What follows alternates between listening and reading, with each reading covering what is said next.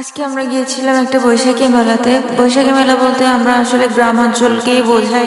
গ্রাম অঞ্চলে আসলে এই ধরনের মেলা দেখা যায়, কিন্তু শহরে বা ঢাকাতে আর কি এই ধরনের মেলা খুবই কম দেখা যায়। আমরা সেদিন সেদিন গিয়েছিলাম ফুচকা খাওয়ার জন্য বসুন্ধরা এ ব্লকের দিকে। পরে দেখতেছি যে ওইখানে আর কি বৈশাখী মেলা হচ্ছে ছোট্ট একটা স্পেসের মধ্যে, ছিল অ্যাজ লাইক একটা গ্রামের মেলা।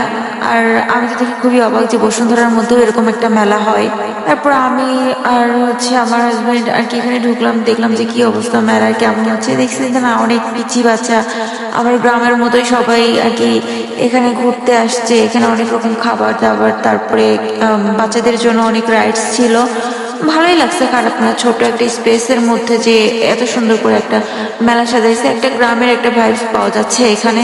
ছোটবেলায় তো আর কি গ্রামের মধ্যে এরকম মেলা হলে খুবই যেতাম ওইখানে, মানে ভালো লাগতো মেলাগুলো। ছোট রাইডে উঠতাম, তারপরে আরো অনেক কিছুই। আমরা ছোটবেলায় আসলে এরকম অনেক মেলা পাইছি। আবার পূজাতেও এরকম মাটির জিনিসপত্র বিক্রি হতো, পূজার জন্য ছোটখাটো একটা মেলা তৈরি হতো, সেখানেও দেখতাম। কিন্তু এখন আসলে এরকম মেলা তো দেখাই যায় না। আর মানে বাচ্চারা, এখনকার বাচ্চারা তো এগুলো একদমই খুঁজে পায় না যেগুলো আসলে আমরা পাইছি।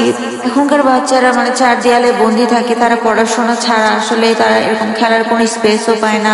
খোলামেলা মাঠ বা এরকম মেলা বা গ্রামীণ পরিবেশে যে তারা চলাফেরা করে, এই জিনিসগুলো তারা এখন বোঝেই না আসলে। মানে তারা এতটাই পড়াশোনা নিয়ে বিজি থাকে, প্লাস হচ্ছে মানে তাদের পড়াশোনার প্রেশারও অনেক বেশি। আমাদের সময় পড়াশোনার প্রেশার ছিল, তার পাশাপাশি আমরা খেলাধুলার সময় পাইছি। আসলে খেলার মাঠ ছিল বা খেলাধুলার জন্য অনেক আমাদের বয়সে অনেক সাথী ছিল। এখন তো এরকম মানুষকেও দেখা যায় যে যার বাচ্চাদের খুবই আর কি রেস্ট্রিকশনের মধ্যে রাখে। আসলে চারপাশে যেরকম অবস্থা, বাচ্চাদের রেস্ট্রিকশনের মধ্যে না রেখেই বা কি করবে, কারণ আশেপাশে যেরকম অঘটনগুলো ঘটে, এর জন্যই বাবা মারা আসলে বাইরে দিতেও ভয় পায় যে খেলতে যাবে, আমার বাচ্চাটা ভালোভাবে ফিরবে কিনা।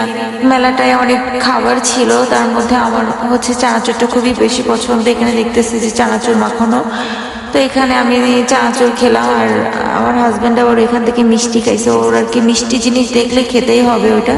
সো হ্যালো, আসসালামু আলাইকুম, this is Prabha from Prabhas diary. চলে আসছে আজকে একটা ছোট্ট ব্লগ নিয়ে। আসলে এটা আমার ব্লগ করার ইচ্ছা ছিল না, আমি ছোট ছোট ক্লিপস নিয়ে রাখছিলাম যেগুলো দিয়ে দেখছি যে ছোট্ট একটা ব্লগ হয়ে যাবে, তাই ভাবলাম যে আপনাদের সাথে শেয়ার করি।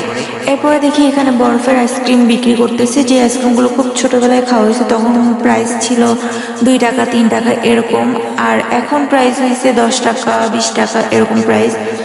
তো তারপর আমরা ফুচকা খেতে চলে আসলাম। সো আজকের ব্লগটা এই পর্যন্তই। ভালো থাকবেন সবাই। আমার ব্লগগুলো ভালো লাগলে অবশ্যই আমার পেজটাকে ফলো দিয়ে রাখবেন। আল্লাহ হাফেজ।